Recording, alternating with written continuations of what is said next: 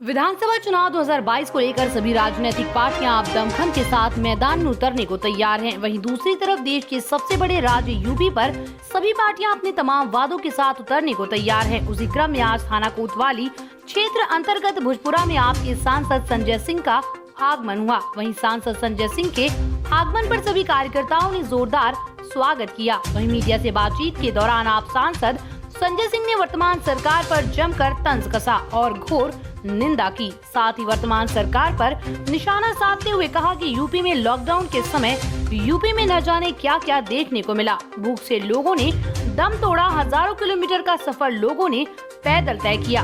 गंगा के किनारे शव गड़े मिले। उन्होंने कहा कि मोदी सरकार के सारे वादे झूठे रहे हैं। इसके साथ ही अपनी पार्टी को लेकर कहा कि आम आदमी पार्टी ने 1 महीने में यूपी की 403 विधानसभाओं में 1 करोड़ सदस्य बनाने का लक्ष्य निर्धारित किया है। इसके साथ ही कहा कि अलीगढ़ की सभी विधानसभा में भी 25,000 सदस्य बनाने का लक्ष्य निर्धारित किया है। इसके साथ ही उन्होंने कहा कि आम आदमी पार्टी यूपी में विभिन्न मुद्दों के साथ चुनावी मैदान में उतरेगी, जिसमें फ्री बिजली, फ्री शिक्षा, फ्री चिकित्सा, नौजवानों का बेरोजगारी भत्ता, बेरोजगारों को रोजगार, किसानों को उनकी फसल का दाम 24 घंटे में उनके खाते में उपलब्ध कराएंगे और कहा कि महिला सुरक्षा व कानून व्यवस्था को भी दुरुस्त करेंगे। सैजी सिद्दीकी की रिपोर्ट।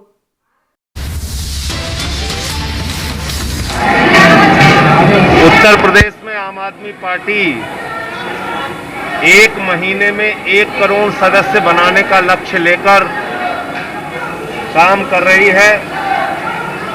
1 महीने में उत्तर प्रदेश के 403 विधानसभाओं में 1 करोड़ सदस्य बनाना है और उसी के क्रम में मैं आज अलीगढ़ आया हूं। अलीगढ़ में भी हर विधानसभा में 25,000 सदस्य बनना है। हमारे जो मुद्दे हैं वो फ्री बिजली, फ्री शिक्षा, फ्री चिकित्सा, नौजवानों को बेरोजगारी भत्ता और उनको रोजगार, किसानों को उनके फसल का दाम 24 घंटे के अंदर उनके खाते में, इन तमाम और महिलाओं की सुरक्षा, उत्तर प्रदेश में कानून व्यवस्था ठीक करना, इन तमाम मुद्दों को लेकर हम 2022 के चुनाव में जाएंगे और उसकी हम मजबूत तैयारी कर रहे हैं। मुझे अफसोस है कि देश के प्रधानमंत्री नरेंद्र मोदी जी ने उत्तर प्रदेश के लोगों के दर्द का मजाक उड़ाया। कोरोना की महामारी में लाखों लोगों की जान चली गई उत्तर प्रदेश में। उत्तर प्रदेश के अंदर हमने वो दृश्य देखे कि नदी के घाट के किनारे चील, कौवे और कुत्ते शवों को खा रहे थे। उत्तर प्रदेश के अंदर हमने दृश्य देखा कि कानपुर से लेकर गाजीपुर तक, प्रयागराज तक हर जगह लाशें ही लाशें बिछी हुई थी और देश के प्रधानमंत्री कह रहे हैं कि कोरोना की तैयारी अभूतपूर्व थी। अगर ये अभूतपूर्व तैयारी थी तो मैं इसको यही कह सकता हूँ कि हिंदुस्तान के इतिहास में उत्तर प्रदेश पहली बार ऐसा उत्तर प्रदेश ने भोगा और देखा है जहाँ पर उनके परिजनों की लाशें कतारों में शमशान के अंदर लगी थी, जहाँ पर उनके परिजनों के 100 चील और कौवे कुत्ते नोच रहे थे। मुझे शर्म है देश के प्रधानमंत्री ऐसा बयान देते हैं। प्रधानमंत्री जी ने कल से लेकर आज तक अफगानिस्तान में शहीद हुए फोटो जर्नलिस्ट दानिश सिद्दीकी के ऊपर एक अफसोस के शब्द नहीं बोले।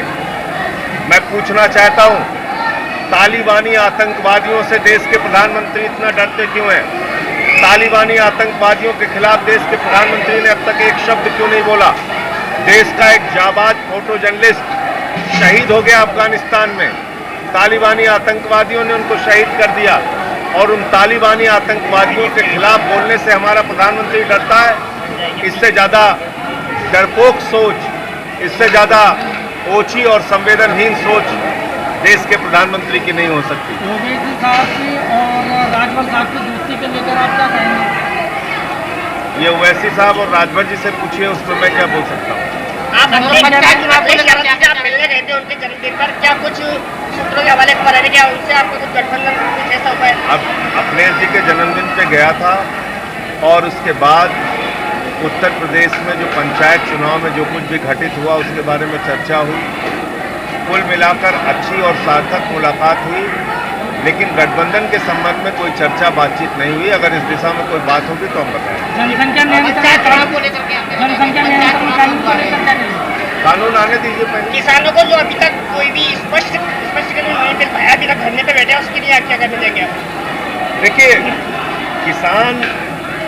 8 महीने हो गया धरने पर बैठे, लेकिन मोदी जी ये कहते हैं कि उनके लिए अन्नदाता महत्वपूर्ण नहीं है। उनके लिए कौन महत्वपूर्ण है? देश का सबसे बड़ा पूंजीपति जिसकी आपदा में अवसर के दौरान हजारों करोड़ की संपत्ति बढ़ी, अडानी के नाम वो देश को नीलाम कर चुके हैं। तो इसलिए उनको किसानों की नहीं सुननी, नौजवानों की नहीं सुननी, माताओं बहनों की नहीं सुननी। जनसंख्या नीति कानून आने दीजिए।